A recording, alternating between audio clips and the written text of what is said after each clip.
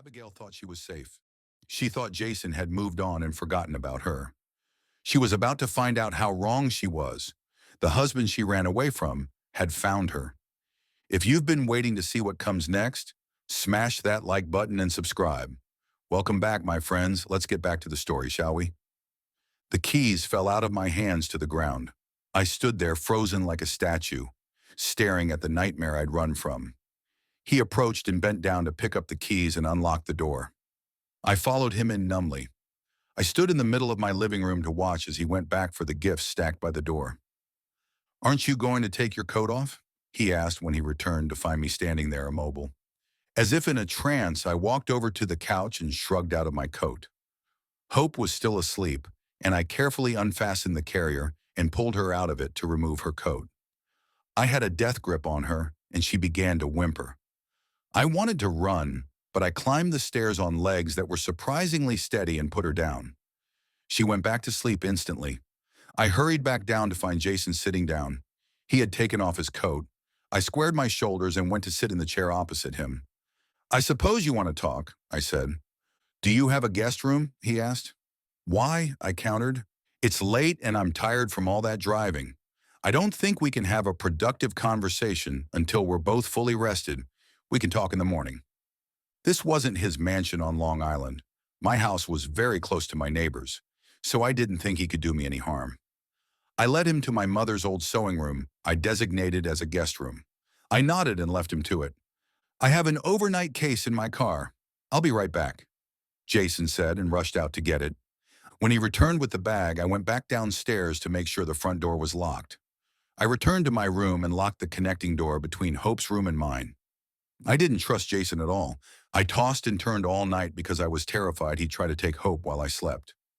By 7 in the morning, I gave up and went down to make coffee. While it brewed, I went to check on Hope.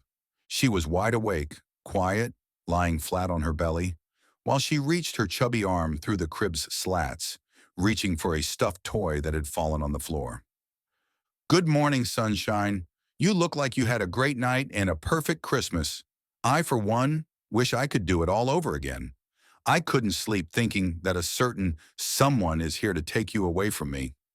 "Is that what you think I'm here for?" Jason asked. He was standing in the doorway holding a key in front of him. "The key for the guest room fits hers too," he said. I ignored him and picked up Hope's stuffed toy and placed it in the crib. "You didn't answer me, Abby. You locked that door because you thought I'd take her, didn't you?"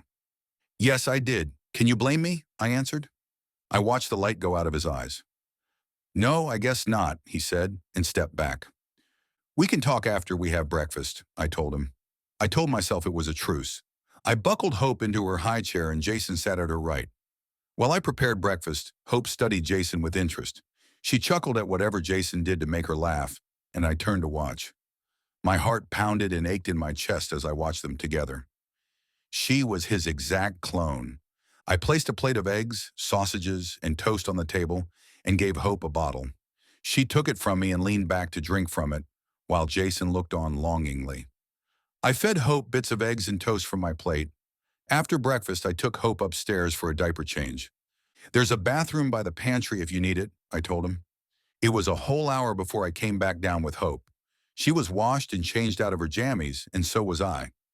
I placed her in the playpen and turned to Jason, who looked like he'd showered and changed as well. I took the same seat as last night and took a breath. "We're both rested, so say what you wanted to say, and then I want you to leave." "I need to make a phone call first," he said. I stood up and went back into the kitchen to clear up to give him privacy. I figured he was calling Naomi to spin some story of why he hadn't come home last night. It wasn't my business anyway. I went back and resumed my seat. "What did you come all the way to Connecticut to say to me?" I asked him. "You left before I could have a chance to talk with you. I've been searching for you for months without any success. Your father didn't seem to know where you were, so I hired a private investigator, and he found you. My whole world shattered when he told me that I was a father. I'd planned to tell everyone that I'd caught you with another man and divorced you. That was the plan, but you'd gone before I could spin my story." "Wow, Jason, not only did you and your mother ignore me while I was in your home, you planned on destroying my reputation too," I began. I would like to know what I did to you and your mother that was so horrible that made you plan to hurt me. Tell me what I did. I want to understand. To be honest, after you left, it all seemed irrelevant. Until the investigator found you, I couldn't work or sleep. Nothing made sense to me anymore. I realized that the punishment I'd meant for you had become mine. I can't say that I feel sorry for you. What you planned for me was heinous. You wanted to punish me for something I had no knowledge of. I realized it too late. The day I bought the car was my way of trying to make things better for you.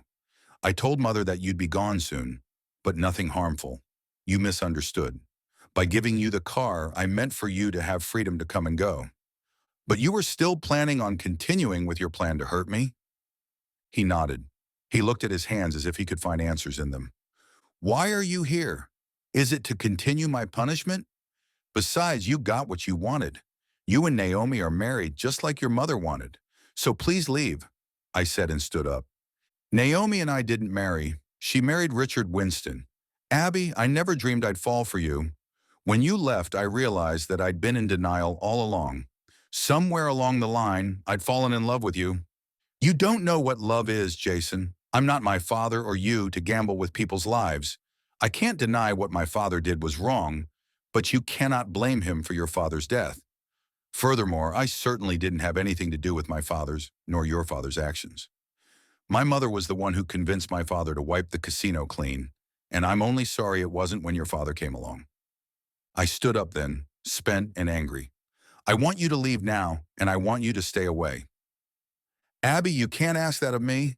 Please, you've got to give me a chance, he pleaded.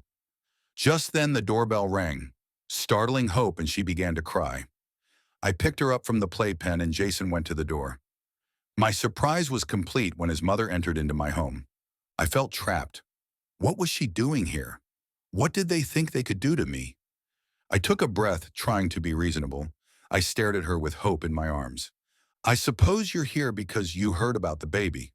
The look on her face was so pitiful. She had gotten older, and Jason didn't look good either. Bravely, I stepped closer to her. I guess it wouldn't hurt if you hold her for a little while. Hope didn't cry when I placed her in her grandmother's arms. She immediately grabbed hold of the pearls around her neck.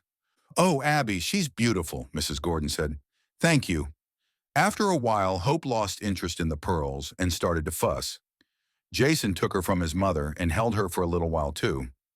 I was hoping she'd fuss, but she smiled up at him and reached up to touch his face. I thought she was a little traitor. Out of pure spite, I took her from him. Look, both of you. I don't know what game you've got cooked up now, but as they say in the gambling world, the stakes are too high for me to risk my life or my daughter's. You have nothing I want, and the only thing I will concede to is parental rights. I'm assuming that the marriage is dissolved by now, and I can assure you that I don't want anything. We're still married, Abby. I didn't divorce you. I don't want to.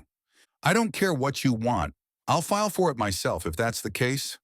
I don't want to be married to you, Jason. I won't go back to that hell of a house and be treated like something stuck under your shoe. Mrs. Gordon gasped. Abby, we've mistreated you, and if I were in your place, I'd probably be just as bitter. My son was wrong. We were wrong. Jason has suffered more than you know, and I'm afraid for him. He stopped working. He shuts himself in his office and barely eats. Please, you must give him a chance to make it right. My heart was racing in my chest. Big fat tears streamed down my cheeks, and I felt that I might explode. Why should I care what either of you are feeling? While I was in your home, did you consider how I felt? I left because I accidentally overheard you on the phone. You told him that you wanted me out of your house, and he said that it would happen soon. I was afraid for my life. The day I found out I was pregnant was the same day I saw you with Naomi at a diner in the city. I realized that the marriage was a sham. I couldn't hold it in any longer. The tears I should have cried back then came rushing forward, and I broke into gut-wrenching sobs. Hope started to cry too. Mrs. Gordon took her from me, and Jason took me into his arms. He held me until I couldn't cry anymore. I'm right here, he murmured into my hair. He held me and stroked my back. When I had finally calmed down, he handed me some tissues and I obediently blew my nose.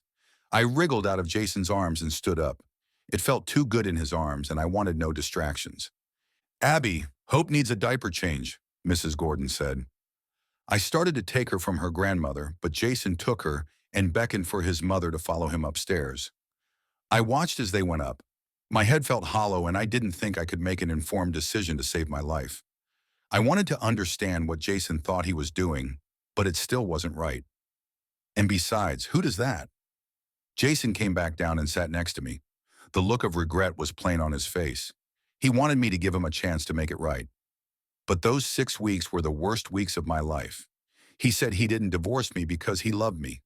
If he'd realized that he loved me, why was it so hard to show it? After I left, all I focused on was going on with my life and to raise my daughter. If I was honest with myself, I still loved him. I hadn't given myself time to dwell in it. What I needed was time to think and time for him to prove he's sincere and that his love was real.